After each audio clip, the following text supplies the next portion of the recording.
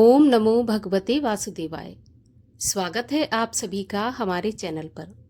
आज के इस वीडियो में हम बात करने वाले हैं भाद्रपद मास के कृष्ण पक्ष की षष्ठी तिथि, जिसको कि हम हर छठ या फिर हल षष्ठी के नाम से या ललही छठ के नाम से भी जानते हैं। इसी के बारे में आज बात करने वाले हैं। इसके बारे में जानेंगे कि हर छठ का त्योहार किस दिन मनाया जाएगा, व्रत किस दिन रखा जाएगा, हर छठ कब आरंभ होगी, कब समाप्त होगी, पूजा की विधि क्या होती है और इस व्रत में हमें क्या खाना चाहिए, क्या नहीं खाना चाहिए। संपूर्ण जानकारी आपको आज के इस वीडियो में मिलने वाली है। तो वीडियो बहुत महत्वपूर्ण है, पूरा देखिए। और अगर आपको ये जानकारी अच्छी लगे तो जल्दी से औरों को भी शेयर कर दीजिए।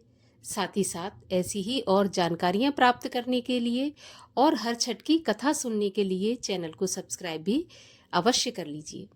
तो चलिए अब हम शुरू करते हैं आज का वीडियो।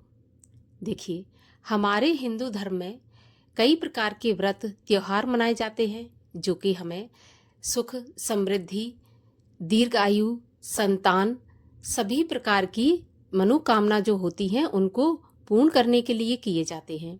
उन्हीं में से एक व्रत है जो कि भाद्रपद मास के कृष्ण पक्ष की छठ को अर्थात छठवीं तिथि षष्ठी तिथि के दिन किया जाता है, जिसको कि हम हर छठ या हल षष्ठी के नाम से जानते हैं।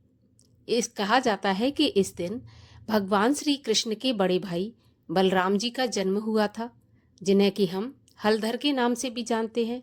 और उन्हीं के जन्म उत्सव के रूप में हम हर छठ का ये त्योहार मनाते हैं। इस व्रत को पुत्रवती जो स्त्रियां होती हैं, जिनके पुत्र होता है, या फिर जो नवविवाहिता होती हैं, जो संतान की कामना रखती हैं, उन्हें ये व्रत अवश्य करना चाहिए। इससे संतान दीर्घायु होती है, बलशाली होती है, बुद्धिमान होती है। इसलिए इस व्रत को माताएं बहनें बड़ी श्रद्धा के साथ करती हैं। इस व्रत में कुछ खास नियम होते हैं जिनका कि हमें पालन करना होता है। अब उन नियमों की अगर बात करूं तो देखिए, हर छठ के व्रत में कुछ नियम ऐसे होते हैं जो कि हमें पालन अनिवार्य रूप से करने ही चाहिए। जैसे कि हमें इस व्रत में गाय के दूध या गाय के दूध से बनी किसी भी चीज का सेवन नहीं करना चाहिए। दूसरा, इस व्रत में हमें जो हल से जोतकर अनाज पैदा किया जाता है या फल फ्रूट पैदा किए जाते हैं वो भी हमें नहीं खाना चाहिए। इस व्रत में हमें गाय के घी से पूजन भी नहीं करना चाहिए। ना तो गाय के घी का दीपक जलाना चाहिए, ना होम हवन करना चाहिए। इस पूजा में हमें भैंस के घी का ही इस्तेमाल करना चाहिए। ये पूजा के नियम है, हल षष्ठी व्रत के नियम है, पालन अवश्य करना चाहिए। अब बात आती है कि इस व्रत में हम क्या खा सकते हैं। तो देखिए, खाने के लिए इसमें जैसा कि मैंने पहले बताया कि हल्का जोता हुआ खाना इसमें नहीं खा सकते। और दूसरा, इसमें हम जो गाय के दूध से बनी हुई चीज़ें हैं वो नहीं खा सकते। तो भैंस के दूध से बनी हुई कोई भी चीज़ हम खा सकते हैं।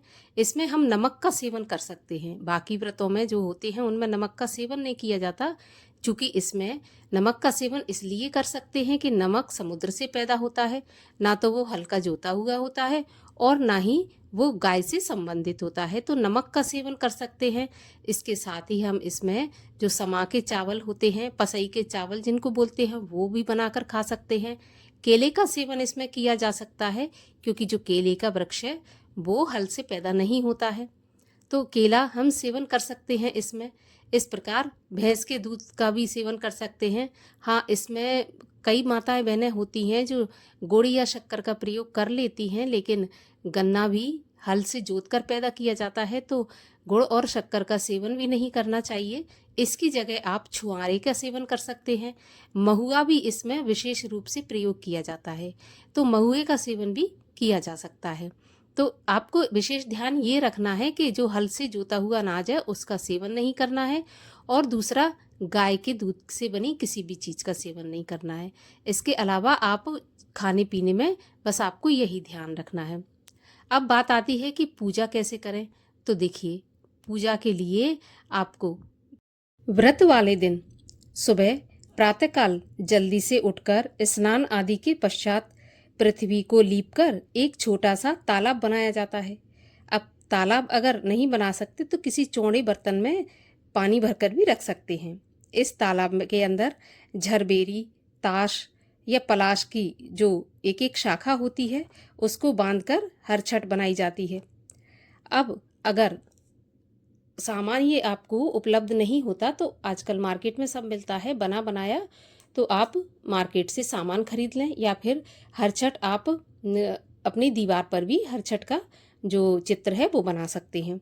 तो बाजार से सामान भी मिल जाएगा। आप घर पर बनाना चाहें तो सारा सामान आप घर पर भी बना सकते हैं। तो इस प्रकार से आप इन चीज़ों को उस पानी में गाड़ दें। और पूजा में आपको 7 तरह के अनाज लेने हैं जिनको कि सतनजा कहते हैं, जिनमें चना, जौ, गेहूँ, धान, अरहर, मक्का और मूंग होते हैं। इस व्रत में महुए का सेवन भी विशेष रूप से किया जाता है। महुआ भी पूजा में इस्तेमाल किया जाता है। बस इन्हीं चीज़ों का भोग लगता है। तो आप इस प्रकार से विधि विधान से पूजन करें और होम हवन के लिए आप भैंस के दूध का ही और भैंस के दूध से बने घी का ही इस्तेमाल करें। इसके बाद हर छठ की कथा सुनें जो कि हमारे चैनल पर आपको सुनाई जाएगी, तो आप ज़रूर सुनें। चैनल को सब्सक्राइब नहीं किया है तो चैनल को भी सब्सक्राइब करके रखें। नोटिफिकेशन बेल को भी ज़रूर क्लिक कर लें, क्योंकि इससे क्या होगा कि आपको हमारे आने वाले वीडियो के नोटिफिकेशन आपको सबसे पहले मिल जाएंगे। तो बेल आइकन पर भी क्लिक करके रखें। ठीक है। अब इसके बाद आप छठ माता की जो भी आपने पूजा पाठ की है उसके लिए, अपनी भूलों के लिए क्षमा याचना करें। भगवान शिव शंकर, माता पार्वती की साथ में पूजा करें, आरती करें। इस प्रकार से इस व्रत को पूर्ण करें। अब आइए आपको बता देते हैं कि हर छठ का व्रत किस दिन रखा जाएगा। तो देखिए, षष्ठी तिथि का प्रारंभ होगा 14 अगस्त गुरुवार के दिन सुबह 4:23 पर और षष्ठी तिथि समाप्त होगी 15 अगस्त शुक्रवार के दिन सुबह 2:09 पर, अर्थात शुक्रवार की रात्रि जो 2 बजते हैं उस समय पर समाप्त होगी। तो उदया तिथि के अनुसार जो हर छठ का व्रत है हम 14 अगस्त गुरुवार के दिन रखेंगे। इसी दिन हमें षष्ठी तिथि प्राप्त हो रही है। तो सभी जो माताएं बहनें हैं 14 तारीख को व्रत रखेंगी। 14 तारीख के दिन राहु काल का समय होगा दोपहर में 1:30 बजे से 3 बजे तक। और राहु काल के समय की गणना अशुभ समय में होती है। राहु काल के समय पर आप कोई भी पूजा पाठ ना करें, पुण्य काम ना करें, कोई भी शुभ काम या फिर नया काम शुरू न करें।